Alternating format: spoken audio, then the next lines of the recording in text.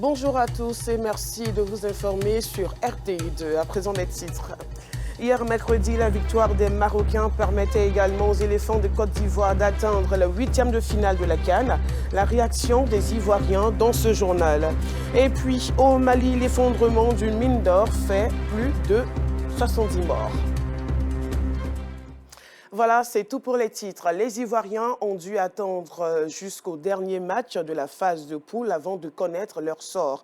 La Côte d'Ivoire se qualifie pour le 8e de finale de la CAN après la victoire du Maroc face à la Zambie. Stress, angoisse et espoir.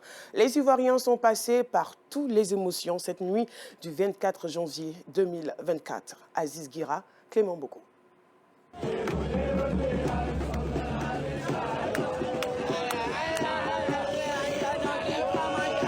Pour ce match qui oppose la Zambie au Maroc, les supporters ivoiriens ont troqué la couleur orange pour le rouge vif, le maillot des Lions du Maroc.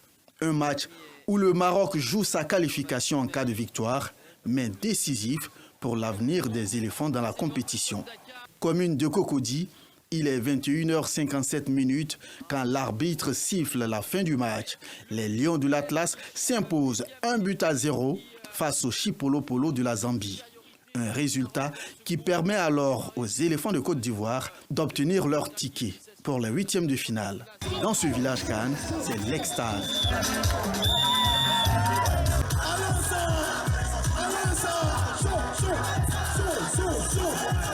Les supporters ivoiriens retrouvent la joie perdue depuis lundi dernier après la défaite de l'équipe nationale face à la Guinée équatoriale. L'espoir refait surface et il faut laver l'affront lors du match prochain. Quand il va qualifier, effectivement on passe, nous sommes très fiers. Bien sûr on ne croyait pas trop encore les derniers matchs de la Côte d'Ivoire, mais finalement on a vu qu'il y a encore de l'espoir. Maintenant qu'il y a de l'espoir, on va continuer, on va se battre pour avoir cette coupe. Parce que la coupe de la Reine d'Afrique de Côte d'Ivoire, ça se passe en Côte d'Ivoire, donc la coupe reste en Côte d'Ivoire.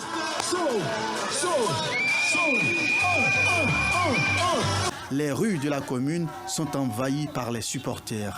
Chants de soutien aux joueurs ivoiriens et bruit de klaxons de véhicules se font entendre aux 4 coins de la commune.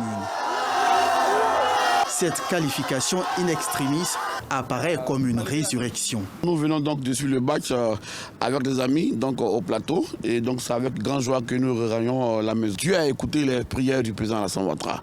Je pense que c'est une occasion pour nous de nous mobiliser encore une fois autour des éléphants. La CAN de l'hospitalité nous a donné 2 temps. Le premier temps a été le temps de la remise en cause. Et aujourd'hui, c'est le temps de la renaissance. Certains ont vécu ce moment en famille. C'est le cas de la famille Diarra-Souba. Même à cette heure tardive de la nuit, la joie de la qualification ne s'est pas encore estompée.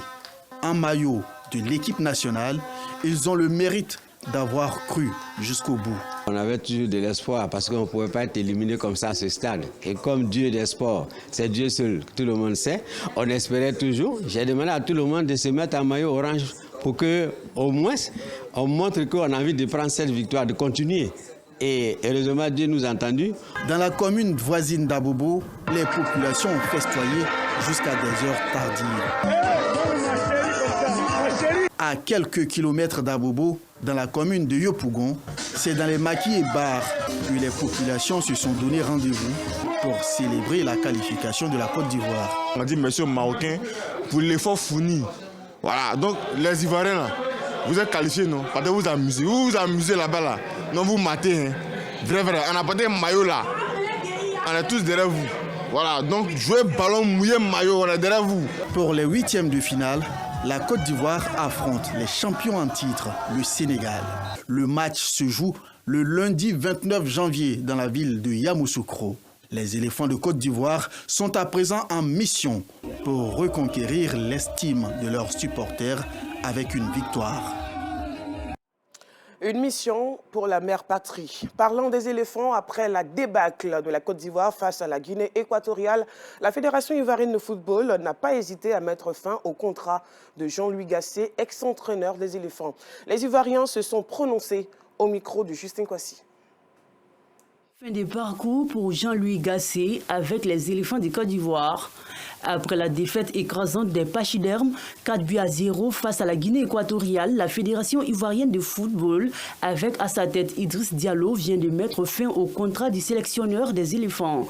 Dans les rues d'Abidjan, les Ivoiriens se prononcent sur cette décision. Actuellement, on est dans une période de compétition.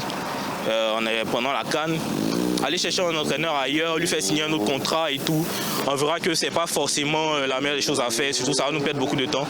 Et bon, à ce niveau-là, je pense que c'est pas la meilleure des choses à faire en ce moment. On a tourné la paille à Jean-Louis Gassé parce que dans son CV, il n'est pas à la hauteur, il n'a jamais gagné de trophées. Vraiment, les Ivoiriens étaient fatigués. Vu ce qui s'est passé, vu la défaite des Ivoiriens, il était temps vraiment de passer à autre chose. Donc vraiment, je suis très content et je salue vraiment l'initiative. Aujourd'hui, la Côte d'Ivoire, il est important qu'on prenne l'habitude de prendre des sélectionneurs de chez nous qui ont pratiqué le football et qui connaissent le football.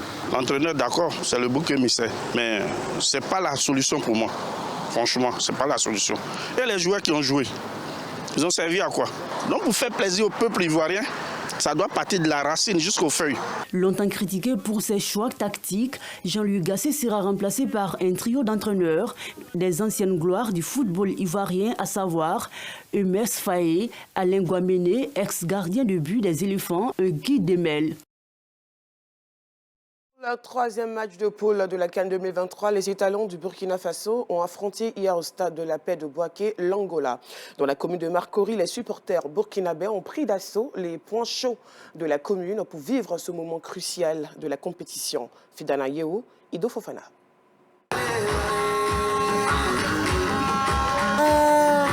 Ils se sont retrouvés dans ce village CAN situé dans la commune de Makori au quartier Anoumambo pour suivre le match qui oppose le Burkina Faso à l'Angola. Eux, ce sont les ressortissants de la communauté burkinabé vivant en Côte d'Ivoire. Quelques heures avant le coup d'envoi, ils sont confiants. La victoire de leur équipe nationale est sans appel. Burkina pour venir, le Burkina va gagner. 4-0 propre. Elle est venue pour emporter la coupe au Burkina. Ça, coupe, on ne rentre pas. Je crois bien que le Burkina va se qualifier ce soir-là même. Et je crois qu'on va faire la fierté du Burkina et de la Côte d'Ivoire. On va faire 4-0. 20h10, les supporters en unisson avec les joueurs entonnent l'hymne national. C'est le début de la rencontre et le jeu des étalons est rassurant. Mais pas suffisant, l'Angola ouvre le score. Un but qui ne mettra pas en mal la ferveur des supporters burkinabés. Ils gardent encore l'espoir, malgré le coup de sifflet de la fin des 45 premières minutes. Ça nous effraie même pas, rien même. La patrie ou la mort, nous bien croire. Du retour des vestiaires, dans ce restaurant spécialisé dans la cuisine burkinabé, toujours au quartier Anoumambo, difficile pour ses supporters de rester concentrés sur le match. Si certains s'efforcent à suivre la rencontre, d'autres délectent avec appétit le traditionnel riz au soumara, aimé purement burkinabé. On va manger pendant qu'ils sont en train de jouer. Depuis matin, on a confiance. Cette seconde partie du match est très mouvementée. Les Burkinabés concèdent un deuxième but. Malgré le score de 2-0, les supporters restent toujours motivés. On n'est pas découragé, voilà, vu que la course continue toujours, donc on soutient toujours le pays. Comme on le dit toujours, découragement n'est pas ivoirien, donc découragement n'est pas burkinabé.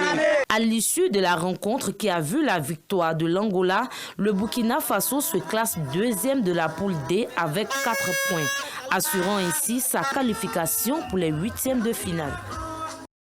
Et toujours au sujet de la CAN 2023, les supporters sénégalais ont mis de l'ambiance dans la commune de Treichville pour apporter leur soutien aux Lions de la Teranga. Chacun avec le drapeau du pays pour exprimer leur amour à la mère patrie. Restons une fois de plus avec Assit Ondira.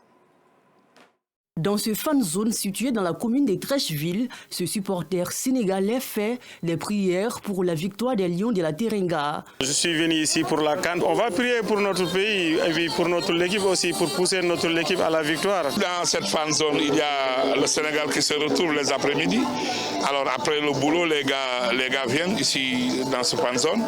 Il y a de la musique comme vous le voyez. Il y a toutes ces astuces du Sénégal qui entourent l'aspect culturel de notre pays, qui nous permet quand même de vivre comme si on était au Sénégal. Des femmes sénégalaises ont apporté de la nourriture et du café aux supporters de leur équipe nationale. On a envoyé café, was, Si on gagne, ça c'est cadeau.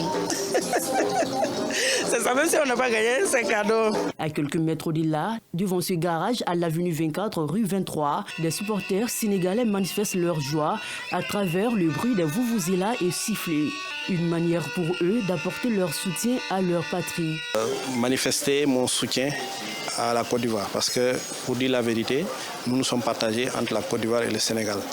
Et nous constituons un seul peuple.